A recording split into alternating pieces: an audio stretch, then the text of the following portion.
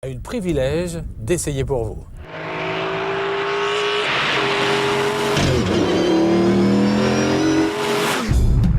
Il y a un peu plus de 6 mois, Jean-Luc Moreau vous faisait découvrir en exclusivité pour Turbo les premiers tours de roue d'une des plus fabuleuses voitures de sport jamais produites, la Mercedes CLK GT-R version route.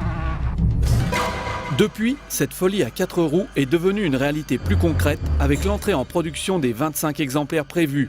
Véritable pièce d'orfèvrerie, c'est un concentré de la haute technologie qui a permis au constructeur allemand de décrocher le titre de champion du monde en catégorie FIA GT et Formule 1 en 98. Un fabuleux doublé qui rend l'étoile de cette monstrueuse routière encore plus brillante. Conçue comme une véritable voiture de compétition, elle est entièrement assemblée à la main dans les ateliers d'AMG.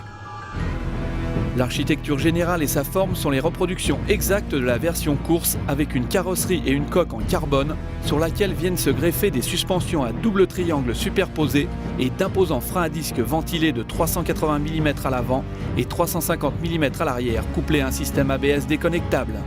Face à ces éléments, l'habitacle aussi dépouillé que celui d'une Lada de base laisse songeur. Surtout lorsque je vous aurai annoncé le prix de cette flèche d'argent, 1 700 000 €, soit quelques 11 millions de francs. De quoi s'offrir 200 Renault Twingo. Mais pour ce prix, sachez quand même que la GT-R dispose d'un fabuleux moteur V12 de 6,8 litres placé en position centrale arrière, développant 612 chevaux.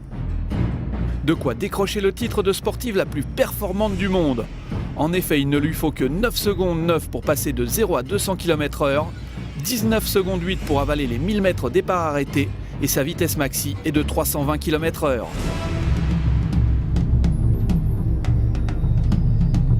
Si vous ne faites pas partie des très rares et très heureux propriétaires de la CLK GT-R, accrochez tout de même votre harnais, car Turbo vous offre un tour du circuit d'Hockenheim à bord de la version championne du monde. Profitez du spectacle, il est gratuit.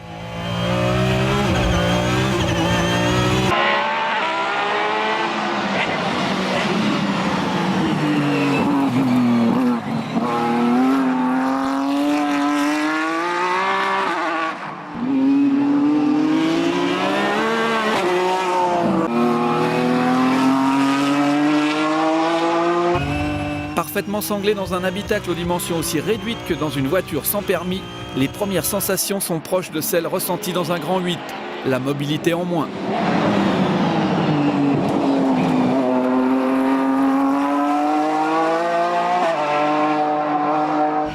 Même sur une piste mouillée, les accélérations vous collent au fond du baquet et les freinages vous font sortir les yeux de la tête.